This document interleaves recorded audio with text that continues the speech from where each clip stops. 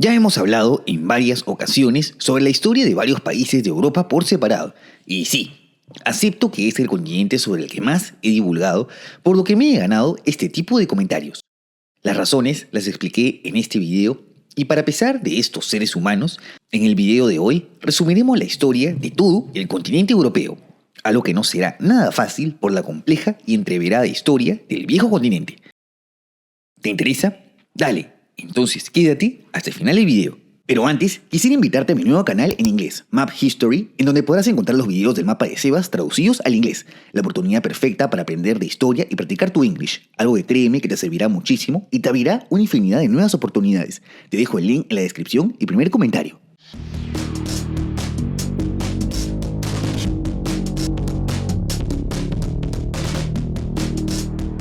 Aunque diversas culturas prehistóricas se asentaron en Europa desde varios milenios antes de Cristo, muchos consideran que la historia como tal en el viejo continente comienza con la antigua Grecia, sobre la que se habló en este video. Resumiendo, la primera cultura de la Edad de Cobre es la civilización minoica, que se asentó en la isla de Creta. Posterior a eso, la antigua Grecia se divide en las épocas arcaica, el periodo clásico y el helenístico. Importante resaltar que hasta ese entonces, Grecia no era un estado unificado como tal, sino una serie de ciudades-estado conocidas como las polis, entre las que destacaban Atenas y Esparta. Aunque rivalizaron por momento, ambas se unen para combatir a una amenaza en común, al imperio persa aqueménida, a quienes derrotan en las guerras médicas. Pero si hablamos de la mayor era de esplendor de la Grecia antigua, es necesario mencionar al famoso Alejandro Magno, rey de Macedonia, quien a sus cortos 32 años forja un tremendo imperio que se extiende por Europa, Egipto, Oriente Próximo y Asia Central. Sin embargo, tras su muerte, su imperio se desmorona, quedando como sucesor el Imperio Seleucida. Mientras tanto, en la península itálica se iba desarrollando otra importante civilización, la romana, quien tras imponerse ante los etruscos consigue su expansión por toda Italia. Primero se desarrolla como una monarquía y luego como una república. Eventualmente, los romanos chocarían con los griegos, siendo el punto de inflexión de la antigua Grecia las denominadas guerras macedónicas, que representan la decadencia de esta cultura milenaria. Sin embargo, aún quedaba una potencia rival para Roma, con la que se disputaría la hegemonía sobre el Mediterráneo, la poderosa Cartago, fundada por descendientes de los fenicios. El gran choque se da durante las denominadas Guerras Púnicas, en donde a pesar de las hazañas del famoso Amílcar Barca, no se pudo evitar la completa destrucción de Cartago en favor de la expansión romana. Un año clave es el 27 a.C., cuando de la mano de Augusto, Roma se convierte en un imperio. Aunque a decir verdad, ya lo era desde la época republicana, pues ya se había extendido por la Galia, Hispania, los Balcanes, norte de África y Anatolia. Ya durante la era imperial, se expanden también por Britania y su límite se da en el río Rin, en donde los pueblos germánicos hacen retroceder a los romanos durante la famosa batalla del bosque de Teutoburgo. Como todo imperio, Roma también llega a una era de decadencia que comienza con la denominada Crisis del siglo III.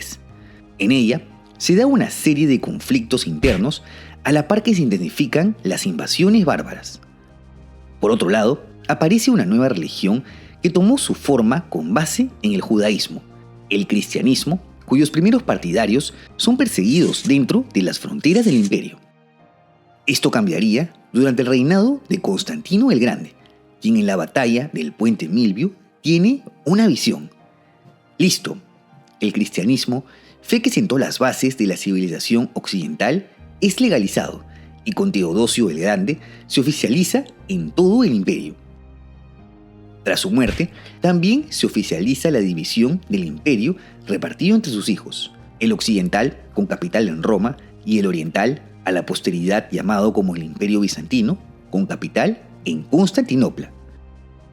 Esto sería el preludio de nuevas invasiones, entre las que destaca la del Imperio I, a quien detienen en la batalla de los Campos Cataláunicos. De todos modos, la caída del Imperio Romano de Occidente era ya inminente, y se da oficialmente en el año 476 luego de que los visigodos tomen Hispania y la Galia, y los ostrogodos hagan lo mismo con Italia. Se da inicio entonces a la Edad Media. Esta era comienza con el ascenso de un nuevo protagonista en Europa Occidental, los francos, otro grupo germánico que funda su propio reino y que se expande por los actuales Francia, Alemania y países del Benelux, a la par que empujan a los visigodos hacia la península ibérica. Los bizantinos, ahora de esencia más griega que latina, obtienen una nueva era de esplendor bajo el reinado de Justiniano el Grande y llegan a reconquistar Italia. Hacia el siglo VII aparece en Oriente Próximo una nueva religión, el Islam, que conquista rápidamente el reino visigodo y se expande por toda la península ibérica. No obstante, su intento de continuar hacia el norte se ve frustrado durante la batalla de Poitiers, en donde Carlos Martel los detiene. De aquí el nombre de la dinastía protagonista de la historia de los francos, la Carolingia. Su máximo esplendor se da durante el reinado del famoso Carlomagno, quien expande su imperio tras vencer a los sajones y al reino lombardo, otro grupo germánico que se apoderó de Italia. En los Balcanes llega un nuevo grupo étnico que desplaza a los bizantinos, los eslavos del sur. Mientras tanto, en el norte de Europa surge otro importante grupo humano, los temerarios vikingos, quienes hacen su primera aparición tras el ataque al monasterio de Lindisfarne en Gran Bretaña. Hablando de esta etnia, había sido ocupada por nuevos grupos germánicos que desplazaron a los nativos celtas, anglos, jutos y sajones, que a la larga son llamados como los anglosajones, quienes serían las principales víctimas de los saqueos y ocupaciones de los vikingos. Regresando a los francos, tras la muerte de Carlomagno, su imperio se divide en las tres Francias. La occidental sería el germen de la actual Francia y la oriental del Sacro Imperio Romano Germánico, una agrupación de principados, reinos, ducados y condados, la mayoría de ellos de esencia alemana. En España, la resistencia contra los musulmanes, iniciada con el Principado de Asturias, se extiende a través de los siglos en un proceso conocido como la Reconquista. En ella se van fundando diversos reinos cristianos: León, Navarra, Galicia y sobre todo Castilla y Aragón. Regresando a las Islas Británicas, los reinos anglosajones se dieron cuenta de que necesitaban unidad ante los vikingos y se unifican primero bajo el mando de Alfredo el Grande y luego durante el reinado de Æthelstan, primer rey de Inglaterra. En los Balcanes se van alzando nuevos estados basados en los eslavos del sur, Croacia, Serbia y Bulgaria, el cual forma dos grandes imperios que compitieron directamente con los griegos bizantinos. Los vikingos no se quedan atrás y forman sus propios reinos también, Dinamarca, Noruega y Suecia. Un noble varego, llamado Oleg de Novgorod, funda otro estado que gobernó sobre los eslavos orientales, la Rus de Kiev. Para el siglo XIII tenemos el mapa así. Nuevos países han surgido como Portugal, independizado del Reino de León, Polonia y los estados papales. Surge también un país fundado por un grupo ajeno a los europeos, el Reino de Hungría. Desde las estepas de Asia Central viene una inesperada invasión, la mongola, que alcanza Europa del Este, desintegrando la Rus de Kiev en diversos estados vasallos. El que más nos compete es el Principado de Moscú, que logra zafarse del dominio mongol y absorber eventualmente a la República de Nóvgorod. Sí, se dan los inicios de Rusia. En el Báltico surgen también dos importantes estados: Lituania, quien entra rápidamente en una unión dinástica con Polonia, y la Orden Teutónica, que a la posteridad establece su capital en Königsberg, actual Kaliningrado. Ya en el siglo XV destaca el ascenso de un nuevo imperio musulmán proveniente de Anatolia, el otomano, sucesor de los selyúcidas que combatieron con los reinos cristianos durante las cruzadas y que serían el símbolo de la decadencia del imperio bizantino. Aunque otros musulmanes, los de la península ibérica, van encontrando su decadencia ante el avance de los reinos cristianos.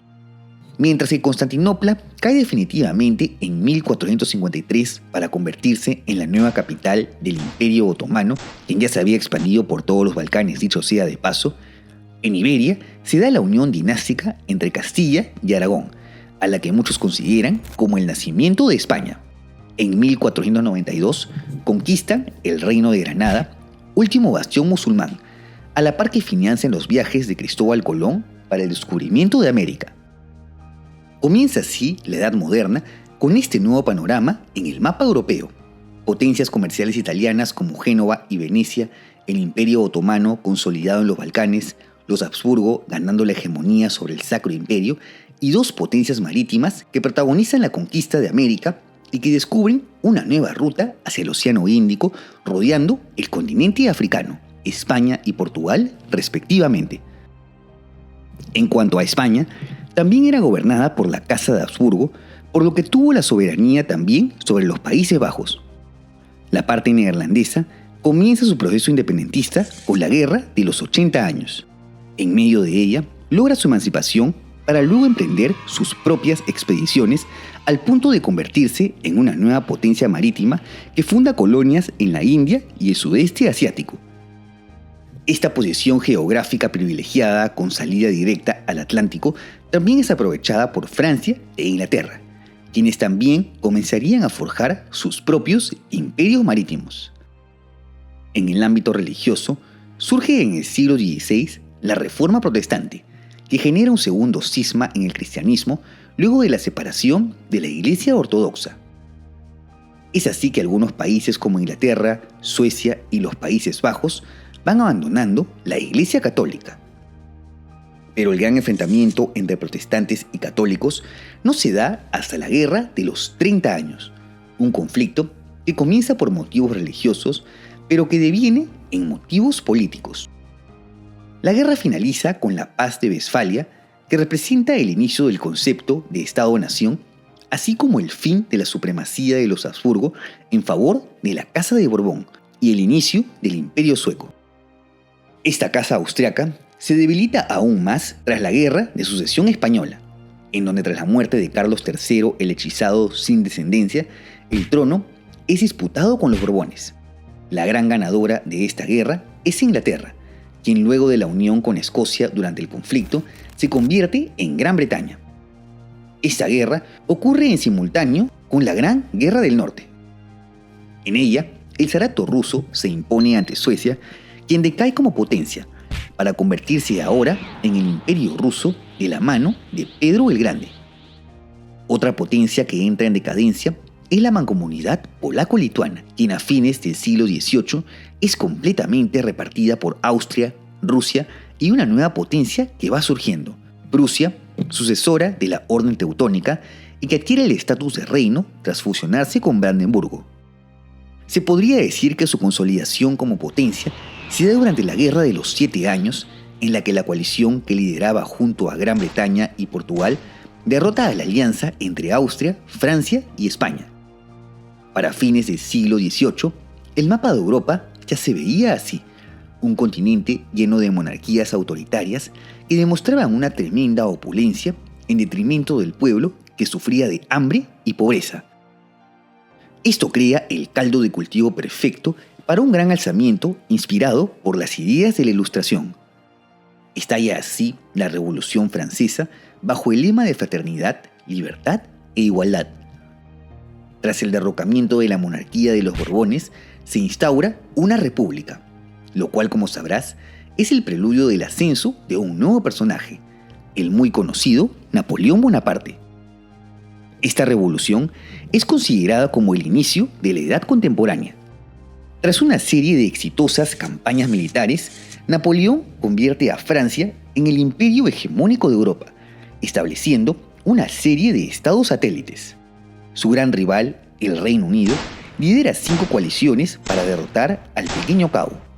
Tras 5 fracasos, la sexta es la vencida y Napoleón es exiliado a la isla de Elba.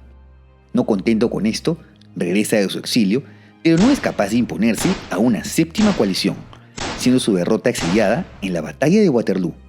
Tras el Congreso de Viena, se da una nueva configuración del mapa de Europa. En él destaca la creación de la Confederación Germánica, la cual representa el inicio de una nueva e intensa rivalidad en el continente, Prusia y Austria por la hegemonía del mundo alemán. Y aunque Napoleón fue ya derrotado, sus ideas contrarias al antiguo régimen calaron, lo que se ve plasmado en una serie de nuevas revoluciones.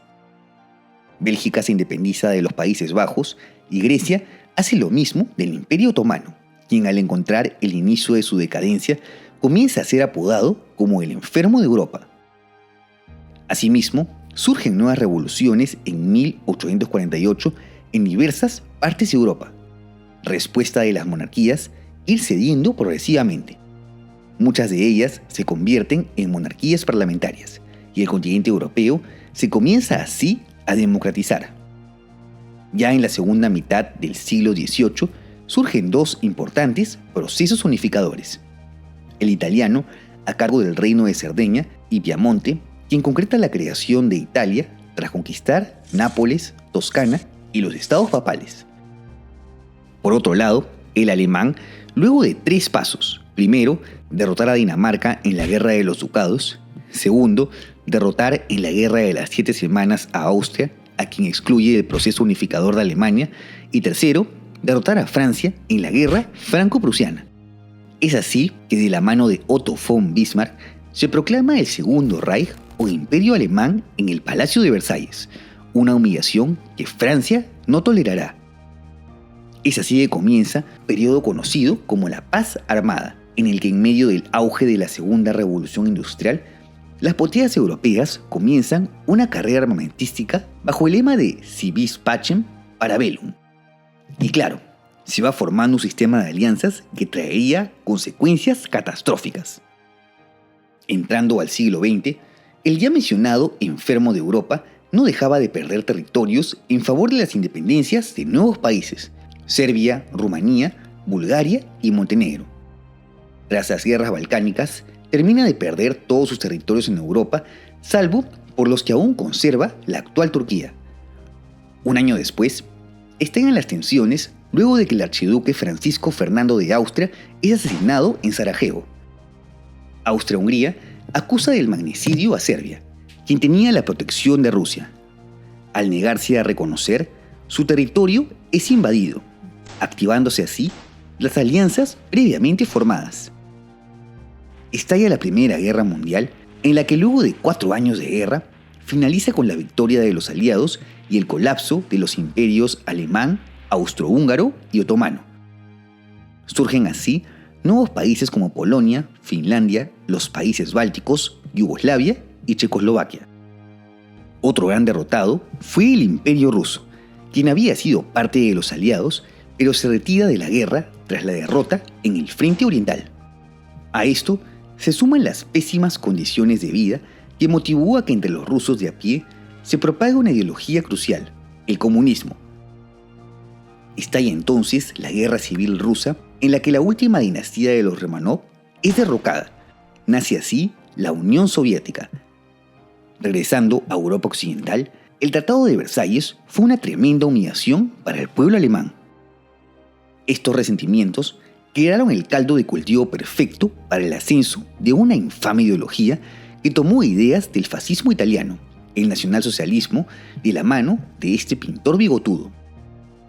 En 1933 adquiere poderes absolutos. La Alemania nazi había nacido. Tras anexar Austria y parte de Checoslovaquia, Hitler emprende una agresiva política e intentó ser apaciguada por los aliados. Pero la gota que derramó el vaso fue la invasión a Polonia, aliada de Francia y el Reino Unido, lo que da inicio a la Segunda Guerra Mundial. Gracias a su poder militar, Alemania consigue rápidos avances. Para 1942, ya había ocupado todo este territorio tras romper su alianza con la URSS e invadirla, a la par que fundó una serie de estados satélites. El punto de inflexión, la batalla de Stalingrado. Desde aquí, Alemania comienza a retroceder por el frente oriental, mientras que los aliados occidentales desembarcan en Normandía para liberar Francia. Finalmente, el nazismo es derrotado cuando los soviéticos llegan a Berlín y Hitler se suicida. La Segunda Guerra Mundial en Europa había concluido, pero la paz definitiva estaba aún lejos de alcanzarse. Resulta que el resultado directo de 6 años de guerra fue el ascenso de dos superpotencias que se disputaron la hegemonía del mundo: Estados Unidos, líder del bando capitalista, y la Unión Soviética, líder del bando comunista. En cuanto a Europa, es dividida en zonas de influencia cuya frontera se denominó como el telón de acero. Al occidente de esta frontera se forma la Unión Europea. La Guerra Fría había comenzado. Esta se extiende hasta 1991, año en que luego de un fracaso en su modelo económico, la URSS se desintegra por completo, dando pase a nuevos países en Europa: Estonia, Letonia, Lituania, Ucrania, Bielorrusia y Moldavia. A esto le sigue la caída de otros estados: Checoslovaquia, que se divide pacíficamente, y Yugoslavia, que tras unas sangrientas guerras que se extendieron por los años 90, se termina dividiendo en 6 países y un estado con reconocimiento limitado. Y aunque el sucesor directo de la URSS, Rusia, tuvo un periodo en el que restableció relaciones con Occidente, desde la década del 2010, el presidente Vladimir Putin buscó un resurgir de la grandeza de su país, también como una reacción ante la expansión de la OTAN y de la Unión Europea. Esto significó un alejamiento de Occidente. Como sabrás, Ucrania se convierte en la manzana de la discordia y fue declarada por Putin como la última línea roja que Occidente no debía cruzar. En el 2014 se anexan Crimea, lo cual sería el preludio de la invasión del 2022, lo que ha significado una nueva ruptura entre Occidente y Rusia, así como el comienzo de un rearme militar de todos los países europeos, un continente en donde supuestamente ya se había alcanzado una paz duradera. Hemos llegado a la actualidad. ¿Cómo crees que sigue evolucionando la historia del viejo continente? No te olvides de dejar tu comentario y de suscribirte al canal. Asimismo, te dejo en la descripción mis redes sociales, y por si quieres ver los nuevos videos en preestreno y tener una mayor interacción conmigo, tus donaciones en Patreon, unahermanito.net o miembros del canal son bienvenidas. ¡Hasta la próxima!